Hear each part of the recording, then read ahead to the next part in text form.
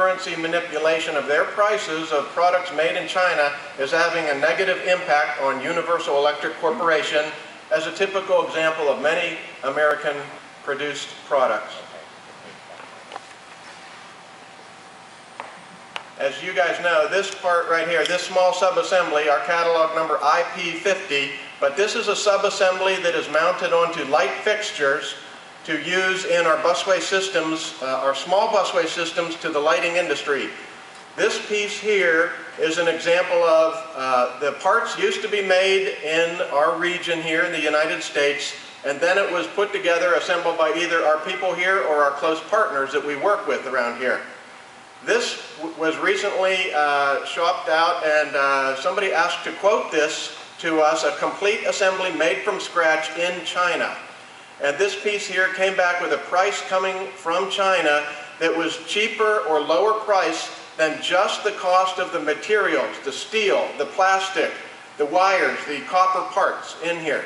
Just those material costs were more than the price they were quoting for a completely material, labor, assembly, and shipping and all the other business costs from China. There is something fundamentally wrong with that.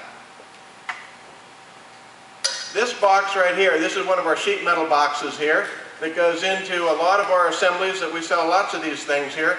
This is an electrical plug-in box that we use, as you know, for power distribution systems that plugs into our busway systems.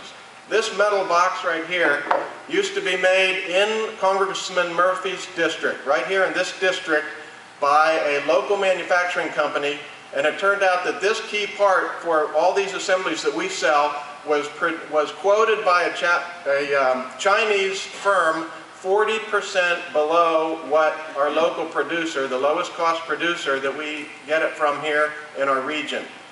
There is something definitely wrong. That is about the amount of misalignment or manipulation that's going on by controlling the exchange rate by these governments in other nations. So American-made parts, American-made products and systems, we are having unfair competition by foreign competitors. And it's not just made in USA products. I know that I've read in the news recently that Japan also is having the same problem with underpriced Chinese products, creating problems for products made in Japan. And there are other countries like that, Europe and other places. They are having similar kind of problems that it's just simply not fair. There are now fewer jobs at Accutrex that made these parts for us before. There is less business for this area, for this region, and for the United States because of unfair trade practices that some of these parts are not being fairly priced because their governments are unfairly underpricing and manipulating the exchange rates and lots of huge subsidies to help their parts. So I'm concerned about that. I want to have jobs for you guys. I want to have jobs for my children and your children, my future grandchildren, your future grandchildren. I want to see the standard of living in America be preserved, and let's just ask for play by the rules fair. I'm not asking for us to get an advantage over them. Let's just level the playing field and let everybody compete and do the best we can. And as long as that's the case, I think Universal Electric will be greatly successful, and I'm excited about that, and that's what Congressman Murphy is pushing through Congress with his bill, and I support that greatly.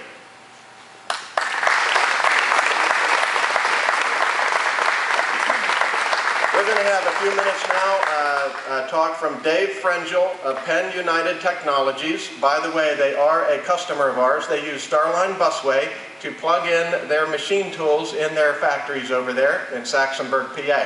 He's going to share a few remarks as well. Thank you, Joel. Thanks for hosting us here, Universal Electric folks. Thanks for being our host, and Congressman Murphy, it's a pleasure to be here with you at this event. Thank you for being our champion on this bill. Penn United makes precision tooling and precision manufacturing solutions. And our industry began to die out back in the early part of this decade. And we said, what's going on? And our boss got us involved in looking into what's going on. We found out it was unfair trade. And we became a leader in the trade reform movement. We have products, just as Joel described, that are highly labor intensive. We'll buy a hunk of metal and put precision machining time into it, so most of its labor It's very labor intensive. So you would think, well, the Chinese cheaper labor is why we're losing. It's their labor costs. No, just as Joel said, the finished part from China would come here, arriving at less than the cost of the raw material, the hunk of metal you start with. That's impossible unless it's being subsidized. So before the Chinese put $1 worth of labor into it, they're already underselling us. It wasn't our labor costs. What we have is that foreign governments, especially China right now, rig the market.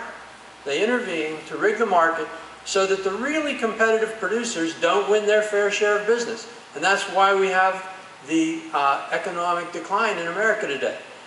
We have a trade deficit that's unsustainable. And in order to maintain our lifestyle, in order to continue to spend the way we spend, we have to borrow the money now because we're not earning it. So now we have an unsustainable debt. Not just debt internally, one American to another, but foreign debt, money we owe foreigners, and it's getting worse. The solution is, involves enforcing the rules of free trade. Not protectionism, not special privileges, as Joel said. We want free trade. We're the free traders. Currency manipulation is against the rules of free trade. Allowing currency values to fluctuate is what stops toxic trade deficits from happening, what stops one nation from destroying the industries in another, destroying the jobs. And so our trade reform movement, I'm one of the founding, we were founding board members of the Coalition for a Prosperous America.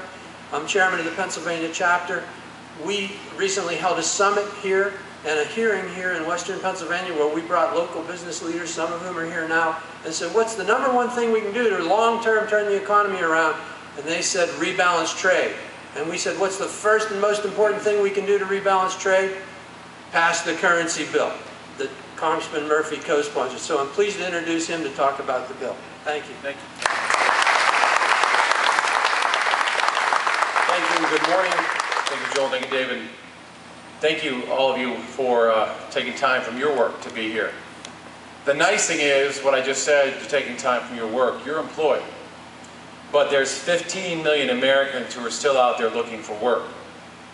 And sadly, 2.5 million of those jobs have left the United States and have gone over to China over the last several years.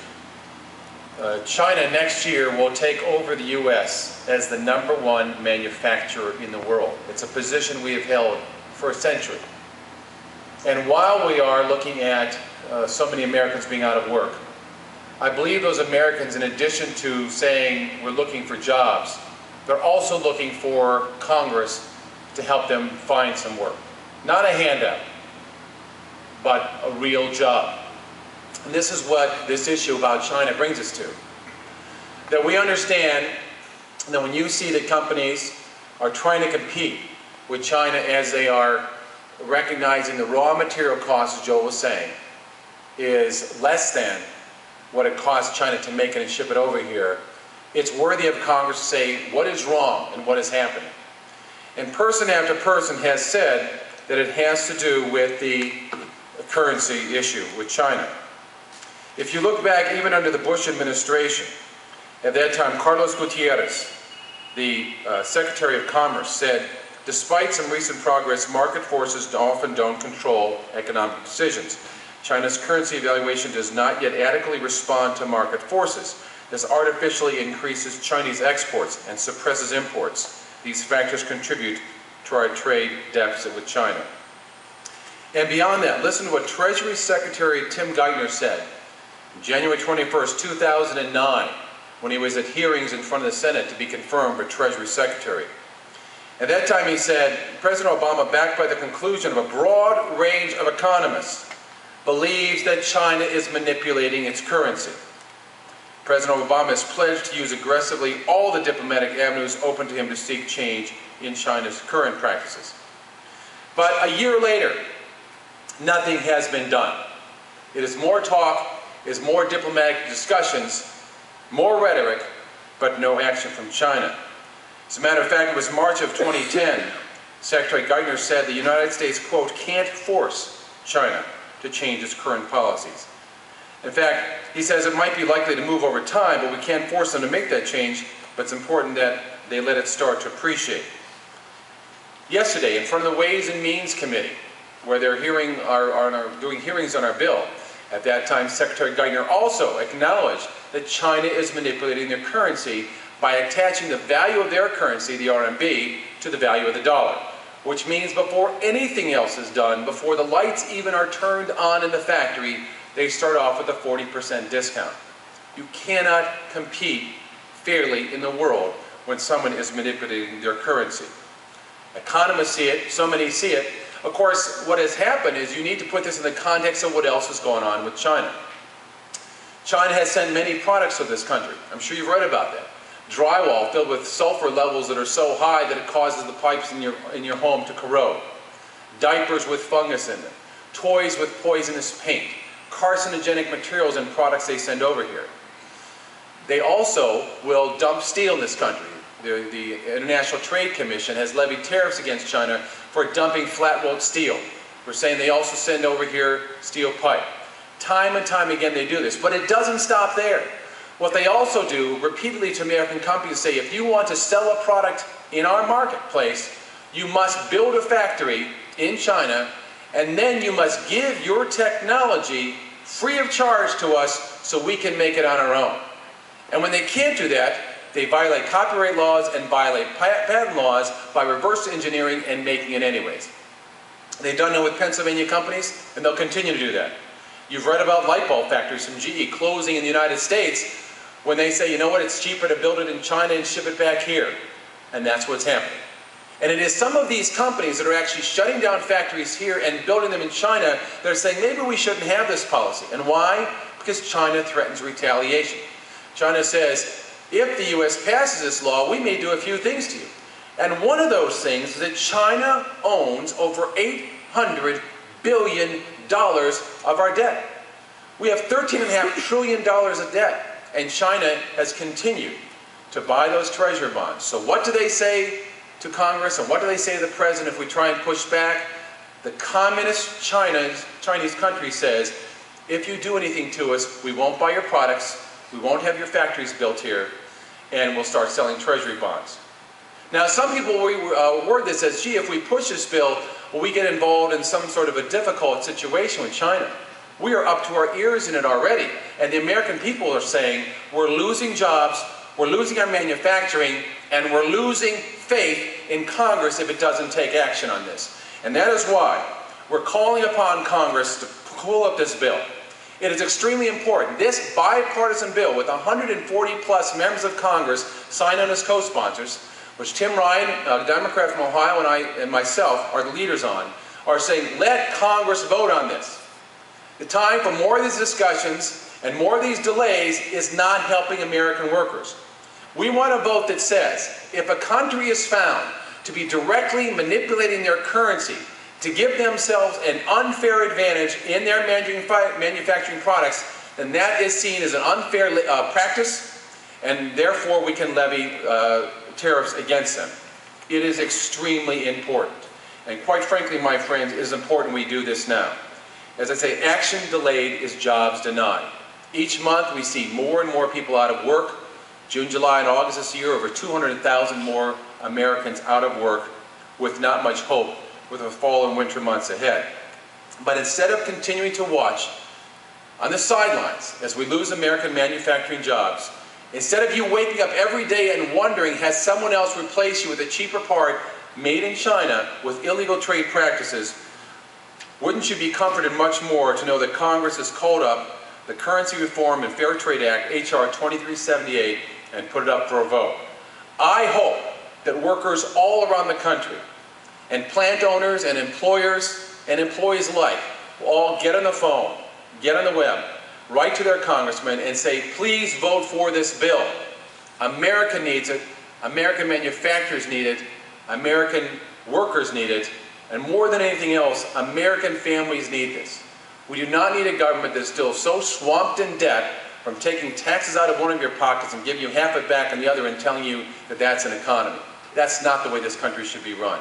Let's have real jobs for real families, and let's pass this bill. Thank you so much.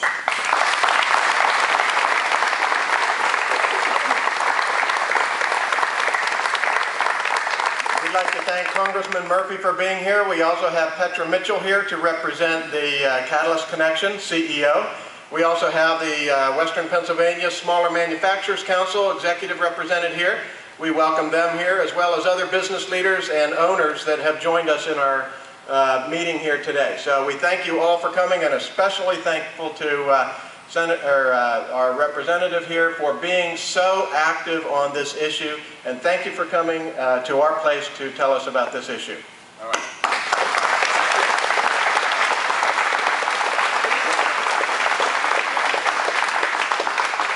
Okay, thank you. I guess we can start to get